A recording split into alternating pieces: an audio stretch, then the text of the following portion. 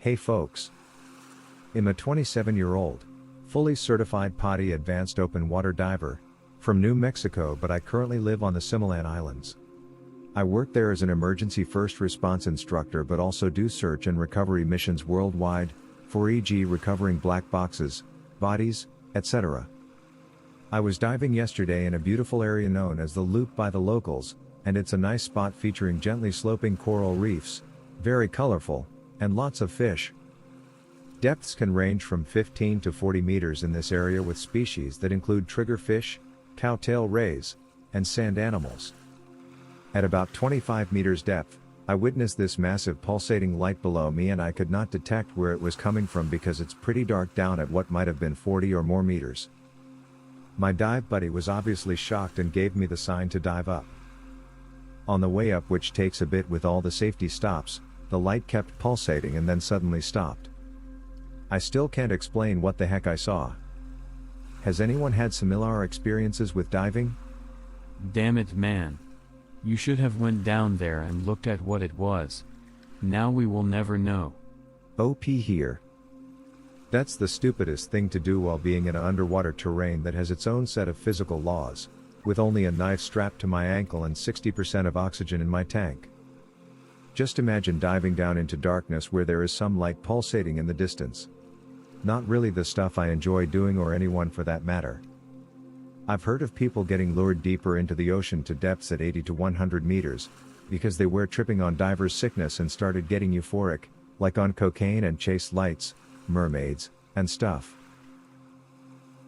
Screw that. I scraped barnacles and shit off oil rigs for about 2 weeks before I quit.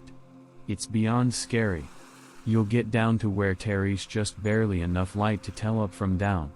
Then something above you blocks that light. Like a manta ray. And it's just pitch black. Plus our flashlights just made it creepier, like never shine that shit on anything but the support you're cleaning. The actual danger I was in probably not all that serious, but it's the most stressful and terrifying thing I've ever done. I can't even surf my favorite spots anymore because of it. But a pulsating light below me would have made me poop. Imagine if it was slowing coming up. Oh nope nope nope. That guy who cleans barnacles off of oil rigs has the creepiest job ever. I have grown up in and around the ocean, and even I say screw that. Anything that floats on the surface of the ocean, given enough time, will create its own ecosystem. Given the size of the rig and their isolated nature, I would be all manners of things live beneath them. If that guy is reading this, could he please tell us about the stuff he sees down there? My story is scary, but not in a mysterious or spooky way. A few years ago, some friends and I were on the Florida Keys. It's a beautiful cloudless day and the ocean was calm, almost like glass. The boat was anchored on about 30 feet of water whose environment was one big sandbar. Visibility was exceptionally high, and you could see forever in all directions. The clarity and beauty was surreal, as if out of a movie. Anyway, we had been in and out of that area of water for a little over an hour, and were pretty confident we had an understanding of the area. Not much wildlife around save for some baitfish and a few stingrays chillaxing at the bottom under the sand. Here is where it gets fun. My buddy and I are the water next to the boat. Nothing else around as per usual. We turn around facing the boat to interact with someone still on board. We turn back around not 10 seconds later, only to find what had to be a 12-foot tiger shark no more than 5 feet away from us. We noped so hard that we managed to climb up the side of the hull and flounder into the boat. The shark hung around for about 6 or so minutes before swimming off. Needless to say, we started the engine and found a new spot. I cannot reiterate enough how great the visibility was, and that behemoth still managed to sneak up on us as fast as lightning. The realization was really unsettling, and we were all spooked while being back in the water for the rest of the trip. I'm an advanced PODI certified diver.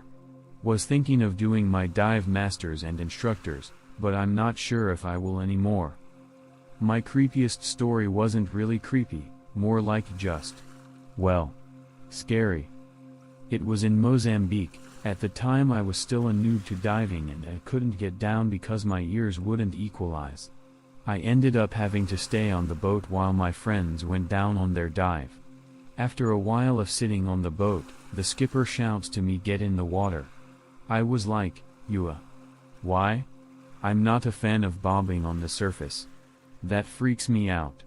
She shouts again, "Get in the water right now, there's a whale shark right by the boat." I hesitate a bit, grab my mask and fins and jump in. The water was as clear as day, but I saw nothing. I turned around to face the boat and swim back, and there it was. This massive whale shark right behind me. It was absolutely beautiful, but holy shit was it scary. I was by myself in this vast expanse of blue, with the hugest creature I've ever seen in my life. I'll never forget that day. Anybody here done any lake diving? I lake dive a lot in Wales, lake on the A55 by Llyn Ogwen, which is supposedly the lake Excalibur was cast into. Went diving there with a friend and both of us swear we saw huge black eel things swimming around just out of sight. We'd swim over to check them out, but nothing came of it. After a while of this we both got pretty spooked and got out. There's a fairy lake nearby too, which I'm really keen on diving.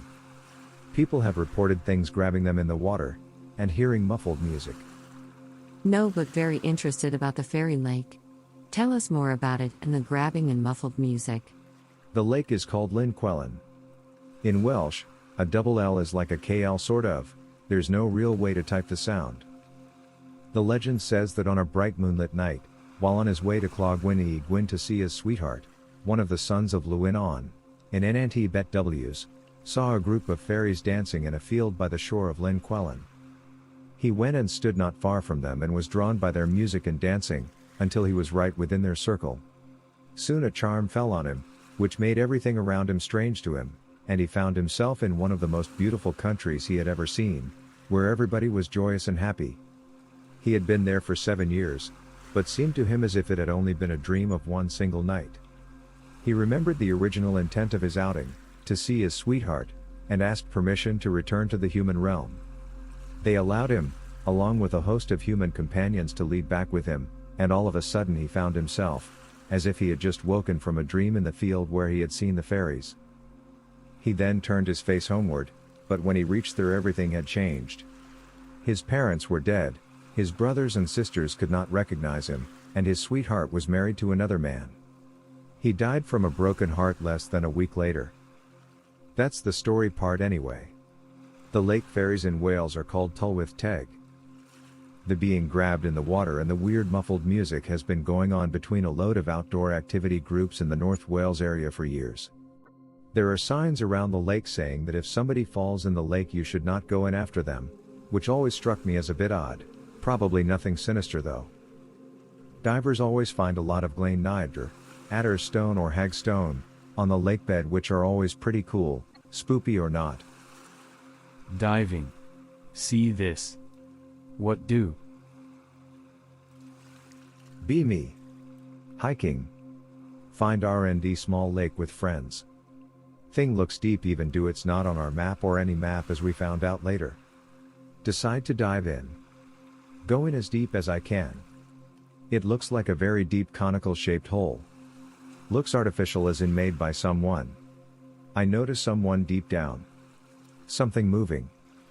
Can't see too well since it's very deep and dark. Realize the thing is big. It looks like a lot of snakes all bunched together. I feel water currents from its direction. It's not big, it's huge. I panic the hell up and swim up as fast as I can. Then I grab my shit and run as fast as I can.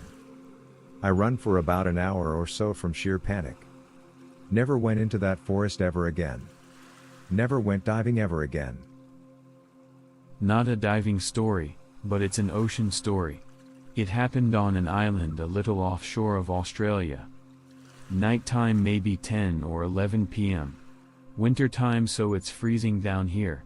On a rocky outcrop next to a beach. Watching the stars and whatnot because screw you, that's why. Just sitting there watching meteors every so often. Listening to the soft sound of waves. Suddenly hear a big splash. Might be a whale. Side note, whales migrate through this area and giant squid have been spotted. Well, I found a bit of a giant squid carcass anyway. scanning the water to see if I can catch a whale breaching. Suddenly a fish jumps out of the water, followed by a bunch of its school. Must be dolphins rounding them up. They come into the shallow water, waiting for the dolphin, shark or whatever to show itself. All of a sudden something big breaches further out to sea. The water displacement tells me it's very big. I've seen humpback whales and orcas breach, but this was bigger. Whatever it was breaks the surface as it heads out to sea. This thing looks as long as a football oval. It's big, dark and shiny, and it looks like it's slithering through the water. As it gets further out it dives back under. Its back end looks like an eel's tail. I sat there waiting for it to come back. Thing is, the next few days they had a dangerous swell warning. They were telling people to not go out in any boats due to the chance of capsizing. My face when those few days it was basically flat calm. Free diving to bottom of a 30-foot deep or so lake. Reach the bottom. Both of my eardrums rupture at once. Float back up really slowly in an extremely dazed state. End up having an ear infection in both ears as well. That sucked balls. I was bedridden for 3 days because of the pain. I cry every time. Not really diving, but I have a story. Great-grandfather buys land on lake in Indiana. Spring-fed, extremely clear water. Cut out lily pads with a sickle. Buys literal tons of sand, brings it to lake via horse and buggy to make a beach. Bought 4 easy-to-set-up houses that were made for the army to make quick shelter, 1 for each of his kids. Pretty much a step up from mobile trailer homes. Family has gone there every summer for over 100 years. One of my uncles swears he saw a jellyfish the size of a quarter in the 70s. Could have been an air bubble, piece of a plastic bag, generic swamp plants, whatever. Nobody thinks freshwater jellyfish actually exist. Summer of 2008. Thousands of frigging jellyfish everywhere. Like goddamn sun can't even see the water. There is a frigging ton of jellyfish. Wouldn't be surprised if there was a million in there. Shit. Google up freshwater jellyfish just to see what the hell these things are. It's Crassbetacusta sowerbii. Turns out they rarely ever show up, but when they do they come out in droves. Goddamn uncle was right the whole time. The descent to the ocean floor took 4 hours 47 minutes at a descent rate of 0.9 meters per second, 3.0 feet per second. After passing 9,000 meters, 30,000 feet, one of the outer plexiglass window panes cracked, shaking the entire vessel. The 2 men spent barely 20 minutes on the ocean floor. The temperature in the cabin was 7 degrees Celsius, 45 degrees Fahrenheit, at the time. While at maximum depth, Picard and Walsh unexpectedly regained the ability to communicate with the support ship, USS Wandank, ATA 204, using a sonar/hydrophone voice communication system.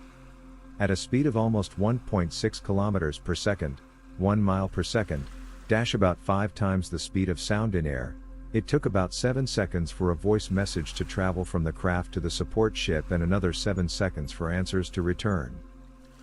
While at the bottom, Picard and Walsh observed a number of small sole and flounder. Their claim the fish were swimming would prove at least some vertebrate life can withstand the extreme pressure at the ocean's deepest point. They noted that the floor of the Challenger Deep consisted of diatomaceous ooze. The ascent took 3 hours and 15 minutes. How does anyone work up the stones to go down there? On their 1960 descent, the crew of the Trieste noted that the floor consisted of diatomaceous ooze and reported observing some type of flatfish lying on the seabed. And as we were settling this final fathom, I saw a wonderful thing. Lying on the bottom just beneath us was some type of flatfish, resembling a sole, about 1 foot long and 6 inches across.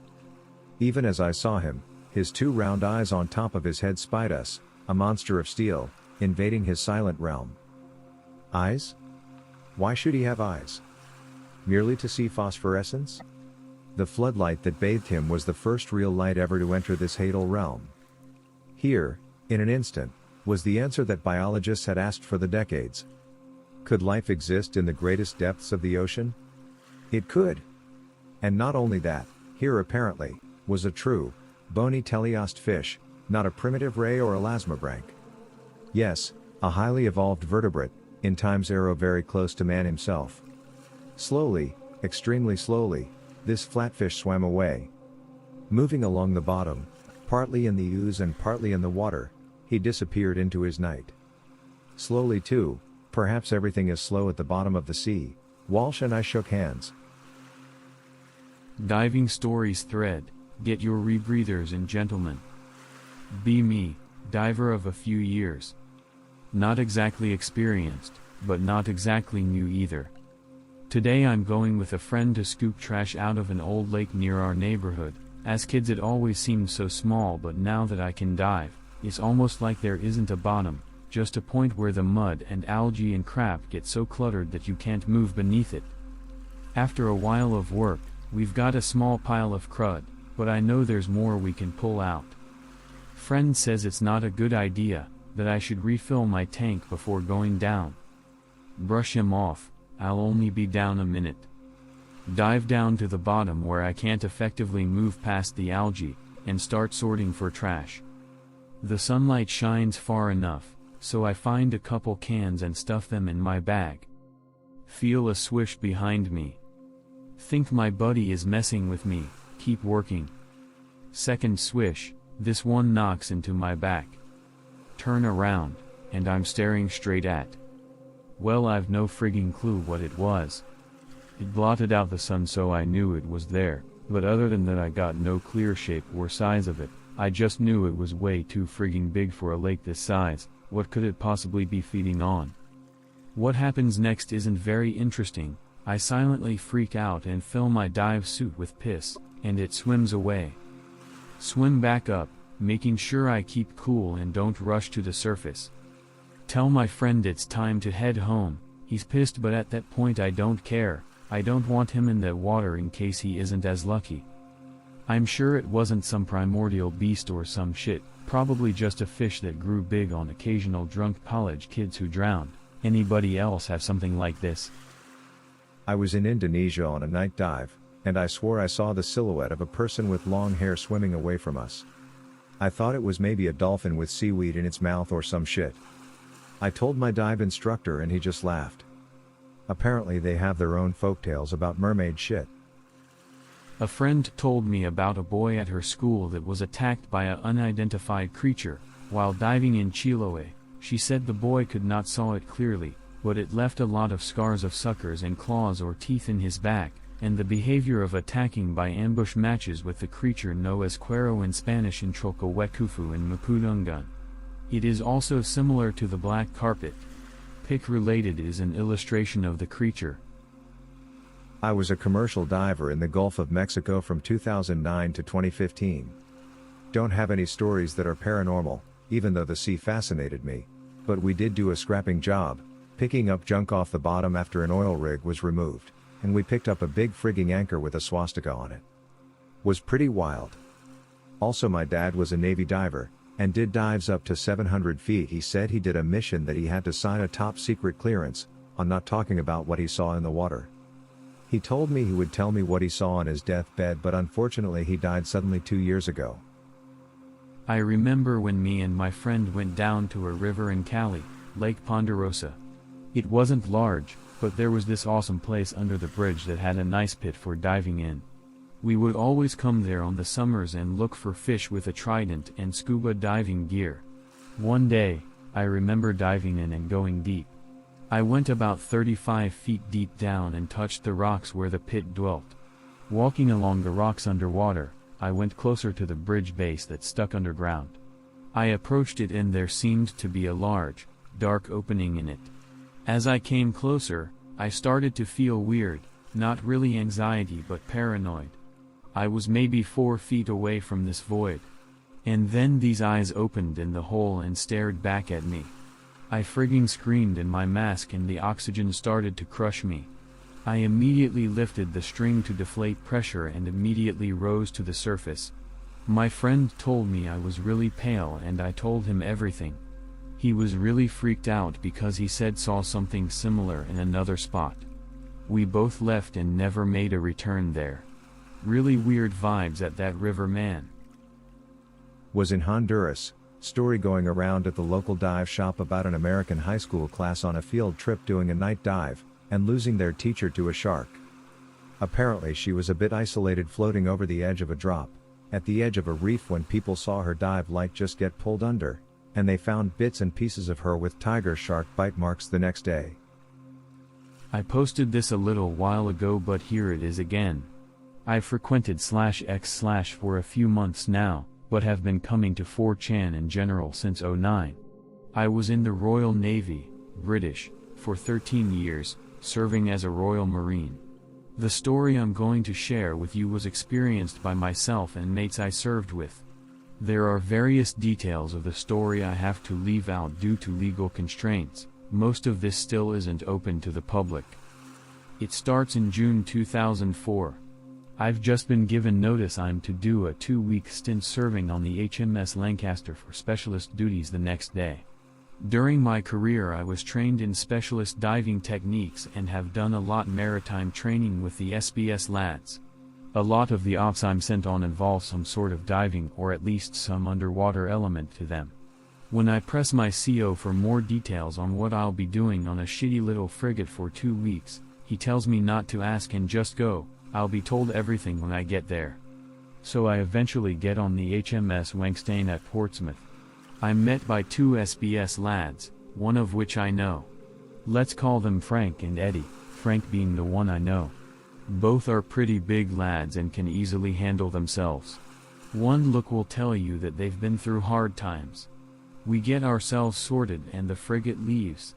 We sit down for dinner and I ask them if they know anything about what we will be doing. They were given the same orders I was. All they know is it's a waterborne op somewhere in UK waters. The actual location is non-disclosable, but I can tell you it was off the coast of Scotland. That evening we're given a briefing by a naval intelligence officer. We will call him Craig. Craig tells us where we are going and what we'll be doing for the 2 weeks, which includes conducting underwater reconnaissance of volcanically active sea beds/caves. This sounds like BS to the 3 of us straight away. It doesn't take a specialist Royal Marine diver and 2 maritime counter-terrorism operatives to poke around some caves. We voice our concerns, but Craig insists it's a routine study of possibly seismologically and volcanically active underwater terrain. We don't press the matter, but something is definitely up. We arrive at the target locale and get all our scuba gear on. We're given these little instruments that read CO2 levels in the water. We are to look for concentrated points on a patch of seabed we were tasked with checking. We have comms to the frigate and must stay in constant contact. We go below the surface and make our way down to the seabed. It's not far, about 25 meters.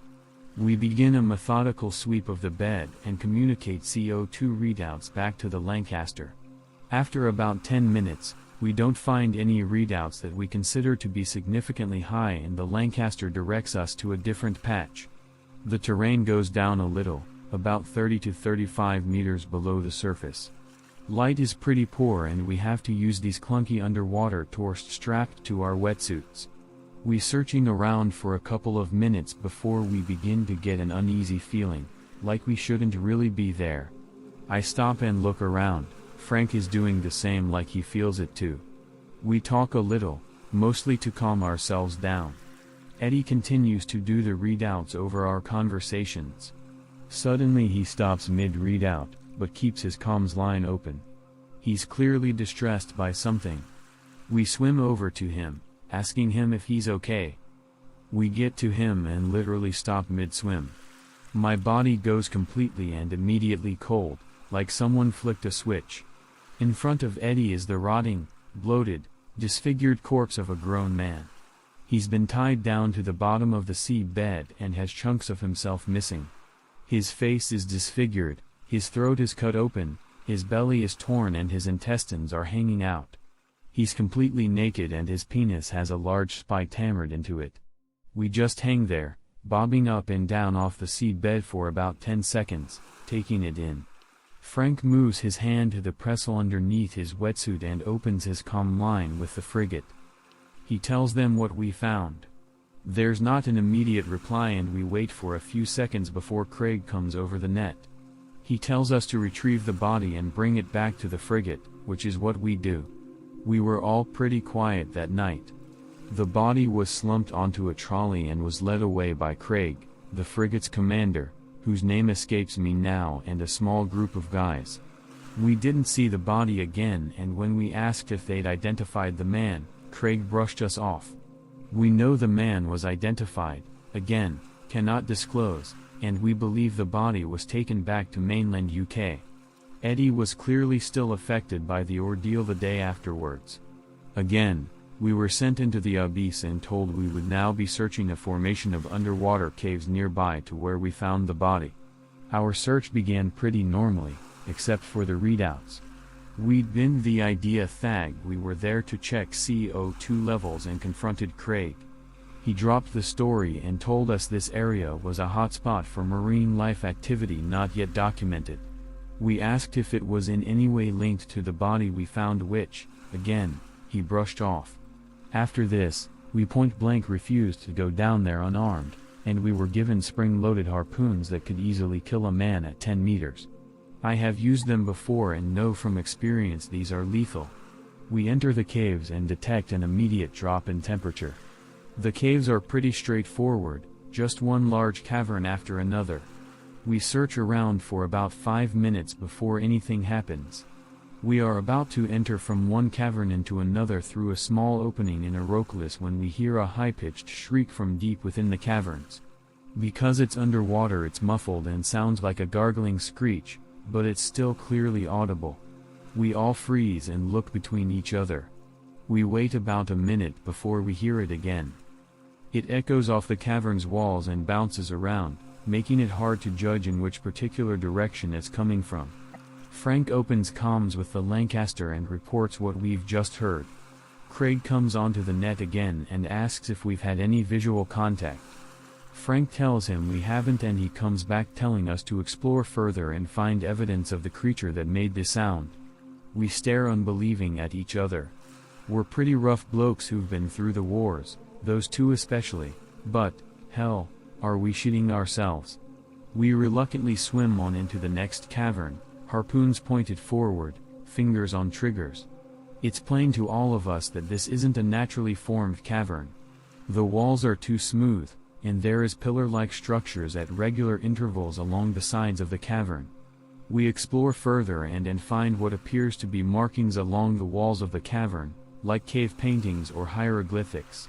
They're hard to make out, but they show underwater humanoid-like creatures, something one might describe as a mermaid. There is out markings on the wall that resemble some form of written language, symbols appearing often, marked in a structured format, etc. We're about halfway through the cavern when we hear the shriek again, only closer this time. Seconds afterwards it's met by another, longer and higher-pitched shriek that sounds nearer to us. We stop and scan the cavern. Our torches are strong and easily illuminate the entire cavern and show multiple entrance/exits. Eddie, to my left, begins to flail about. He shoots his harpoon, which flies through the water hitting the ceiling of the cavern. Me and Frank turn to look at him and see blood leaking from his arm. He's holding it and watching something with wide eyes. I follow his gaze and see a small figure dart through one of the holes in the cavern. We ask him if he's okay and what happened. He's breathing heavily and pleads with us to leave. We don't need much convincing and begin to leave. As we are exiting, shrieks begin to ring throughout the caves, too many for us to count, like a swarm of the Tuckers. We begin to panic and swim out of there as fast as we friggin' can. Images of the man we found tear through my head. We exit the cave and swim as fast as our legs will take us to the surface. The shrieks died away as we left the caves, but we don't slow down. We break the surface and scramble onto the deck. We drop our scuba kit and rip off our goggles. Craig comes out to meet us, asking us what happened. Frank loses his shit and almost decks the guy. Eddie calls a medic over to take a look at his arm. He cuts off the arm of his wetsuit to reveal bite marks on his forearm. I turn to Craig, who is still getting a bollocking from Frank. He holds up his hands and tells him to calm down. This fires up Frank even more. I step in and tell Frank to go help Eddie. Craig strides off back into the hull of the frigate. By this time practically the whole crew of 130 are out on deck to check out what's going on. Later that evening Craig calls us into the briefing room. He tells us the op's been cancelled and we are returning to Portsmouth. Eddie was given a tetanus shot and his arm was wrapped in bandages. He made a full recovery. I never saw Craig again and I left the Royal Navy a year later. 3 years after I left the Navy I bumped into Frank whilst in Bournemouth for a weekend. We went out and got a drink and talked about it all again. He told me that since then the Royal Navy had been conducting exploratory operations in the area we were and he personally knew some of the lads they were using on a regular basis, to continue with the searches for the marine life not yet documented. Eddie had got out as well and was working for the Blackwater Private Security Company. He tried speaking to him about what attacked him that time, but he's very reserved about it and doesn't like to discuss it.